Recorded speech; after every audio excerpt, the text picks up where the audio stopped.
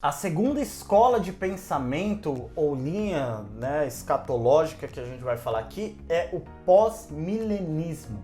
E o pós-milenismo ele vai tratar de uma realidade onde Jesus ele não volta para inaugurar o milênio. Muito pelo contrário, Jesus ele só voltaria depois da restauração da terra.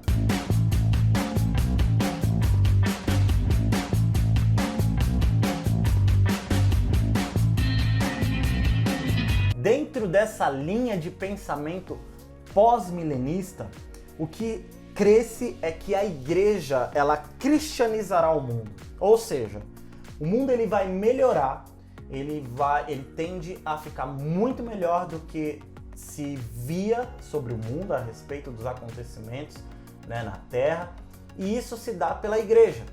A igreja ela alcançará o ápice da sua maturidade e ela cristianizará o mundo, ou seja, todas as áreas como cultura, governo, educação, agricultura, todas as áreas da sociedade, todas as esferas da sociedade, elas serão cristianizadas e como consequência disso, o mundo melhoraria.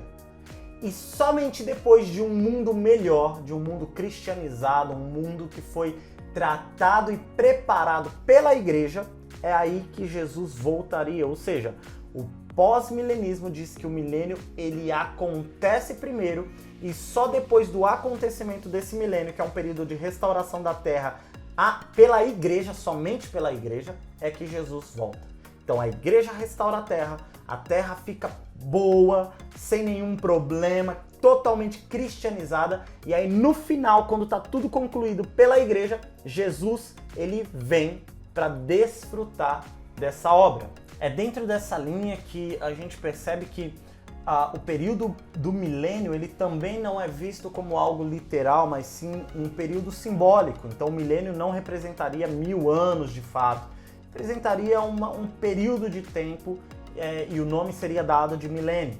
E uma coisa muito importante também que nós precisamos compreender é que ele é estabelecido com uma base que é a base de Mateus 28, quando vai falar sobre a grande comissão. Então é nesse momento de Mateus 28, 16, aonde a igreja é comissionada no ID, que inicia-se o período de restauração e cristianização de toda a terra. Agora, quais são as principais características desse ponto de vista, dessa linha escatológica pós-milenista? Primeiro ponto é que é tudo muito hiper positivo, tudo vai melhorar, tudo vai ficar pronto através da igreja, o mundo tende a ter essa melhora. Um outro ponto é que a igreja ela tá plena, o papel da igreja é um papel totalmente santificado já, você não precisa nem do corpo glorificado, a igreja já está preparada para poder cumprir essa restauração. E já faz um link também com o próximo ponto, que seria essa grande comissão, a igreja é comissionada a isso. E lembre-se que eu falei que nós levamos em consideração muito dos pontos que esses estudiosos levantaram nas suas linhas de pensamento. Até porque nós cremos sim na grande comissão, nós cremos que é papel da igreja, o ide, pregai o evangelho por toda a terra.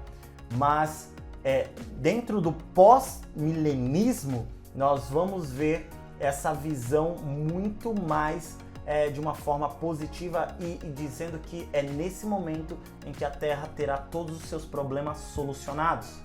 Agora, um outro ponto muito importante que nós precisamos analisar é o seguinte: se a igreja ela já está preparada para cristianizar o mundo, ela está pronta, ela é totalmente perfeita, está no ápice da sua maturidade para cumprir esse feito, e Jesus só vem no final desse período que nós já estaríamos vivendo, que seria o período ilustrativo ou simbólico de milênio, a gente começa a perceber que as profecias, e é nisso que os pós-milenistas creem, que as profecias, elas já se cumpriram e não existe mais nada a ser cumprido. Elas já foram todas concretizadas anteriormente, porque agora a igreja já está pronta para preparar o mundo.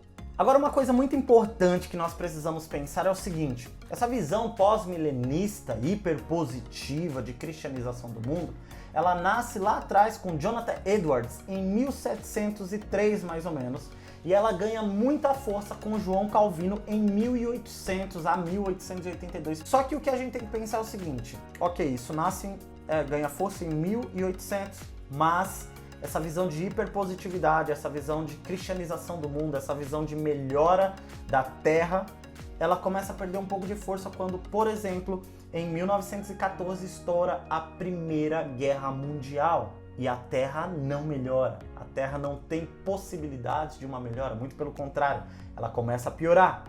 E aí, em 1939 até 1945, nós temos o ocorrido da Segunda Guerra Mundial e tudo piora muito mais, muitas mortes, muita destruição, muito cativeiro, e a gente começa a pensar que o mundo não está melhorando, muito pelo contrário, ele está piorando. Por exemplo, se você assiste esse vídeo agora em 2021, que é quando nós estamos gravando, cara, a gente está passando por um período de pandemia. Se nós olhamos hoje, é óbvio que o mundo não está melhorando, muito pelo contrário, ele piorou por conta de uma pandemia e está tentando-se uma vacina, um estudo para sanar esse problema e isso acaba acarretando em problemas financeiros, porque são muitas empresas fechando, quebrando, porque não pode abrir, porque é uma pandemia e tal. Cara, o mundo está piorando, isso não é só no Brasil, isso não é nos Estados Unidos, isso é em todo o mundo. Então, quando a gente olha para essa visão pós-milenista, a gente começa a perceber que não, muito dificilmente o mundo melhora, muito pelo contrário, ele piora. A Bíblia vai falar pra gente sobre dores de parto, que em Romanos fala que a criação ela geme, ela aguarda com dores ali a manifestação dos filhos de Deus. Pra quê? Para melhorar o mundo, para redimir a criação, para redimir todas as coisas, para trazer a essência daquilo que elas deveriam ser. Quando Deus ele dá uma ordenança lá no Éden e ele fala, olha Adão, crescei e multiplicai por toda a terra, sujeitai todas as coisas, ele não está falando, Adão, fica aqui no Éden, ele está falando que esse Éden se transforme sobre todo mundo. Ou seja, o plano de Deus era que todo mundo seja restaurado. Mas, dentro de uma visão pós-milenista, isso seria impossível, porque essa redenção, essa restauração só pode acontecer com o reinado iminente de Jesus. E nós vamos falar sobre isso no próximo vídeo, quando nós formos tratar do pré-milenismo. Tanto o dispensacionalista quanto o pré-milenismo histórico. E aí a gente vai entender um pouquinho mais sobre uma das visões que mais diverge também, mas que são talvez as mais assertivas em suas linhas de pensamento. Mais uma vez falando, nós não descaracterizamos ou não anulamos aquilo que foi estudado por Agostinho de Hipona, por Calvino.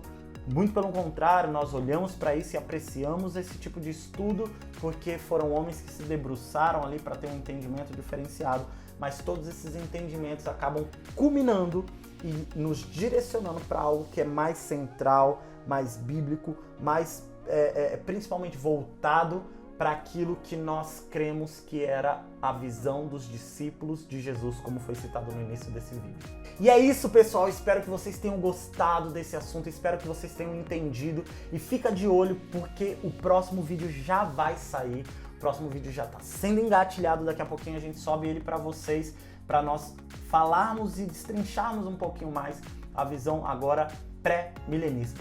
Se você gostou desse vídeo, não se esqueça de anotar tudo e se tiver dúvida, manda pra gente que a gente cria um outro vídeo para tirar essas dúvidas, para ficar tudo muito claro, muito entendível, pra gente crescer no conhecimento e na graça de Jesus. Amém? Deus abençoe a vida de vocês.